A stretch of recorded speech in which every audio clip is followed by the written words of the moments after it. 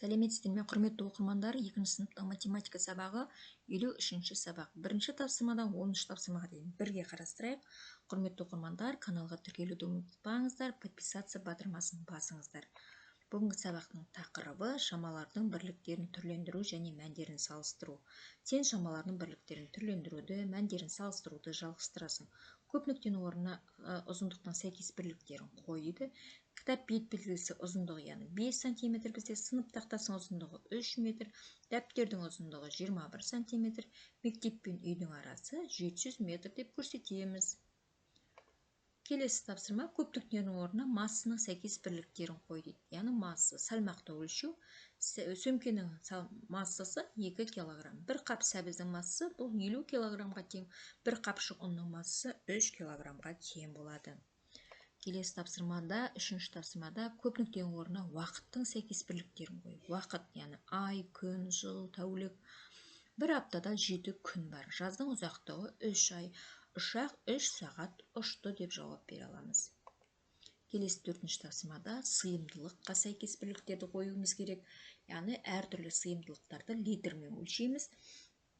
Шәйнектің сыйымдылығы бізде 2 литр, шелектің сыйымдылығы 10 литр, ал қазанның сыйымдылығы 5 литрға тең болып шықты. Ендеше біздер бұларды күнделікті тірлікте қолданып жүрміз, соған байланысты шамаларын салып жатырмыз. Келесі тапсырма бізде, келесі тапсырмада бос орынға тиісті санды қой дейді. 100 см тең бізде 1 метр, 100 кг тең 1 центнер, 1 сағат тең 60 минут, 4 метріміз 40 дециметр, ал 37 сағатымыз 1 тәулік 13 сағатқа тең. 10 см тең бізде 1 дециметр, 2 метріміз 2 дециметр. Бұл жерде кішкене қателік түсіп кеткен екен. 20 сантиметр. Ал мына жерде 200 сантиметр болады. 200 сантиметр болады. Ал 24 айымыз 2 жыл, 300 килограммыз 3 центнер, ал 800 сантиметріміз 80 дециметр, 8 метрға тең болып шығады. Келесі тапсырмаға көшейік енді.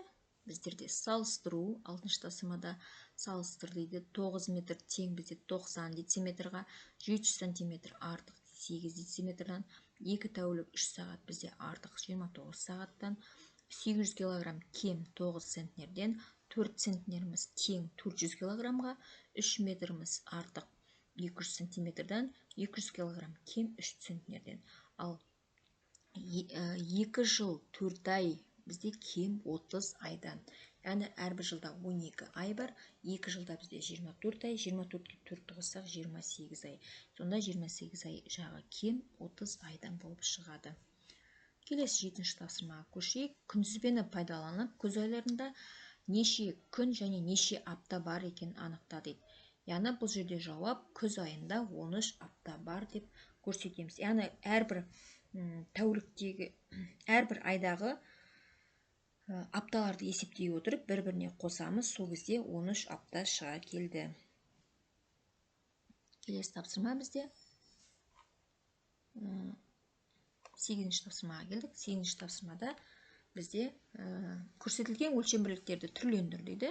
7 дециметр, 3 дециметр 7 см бұл 37 см-ге тең.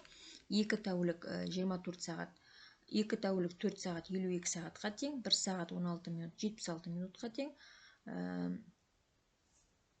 2 жыл 7 ай 31 айға тең, 5 метр 4 дециметр 54 дециметрға тең, 29 сантиметріміз 1 тәулік 5 сағатқа тең болып шығады.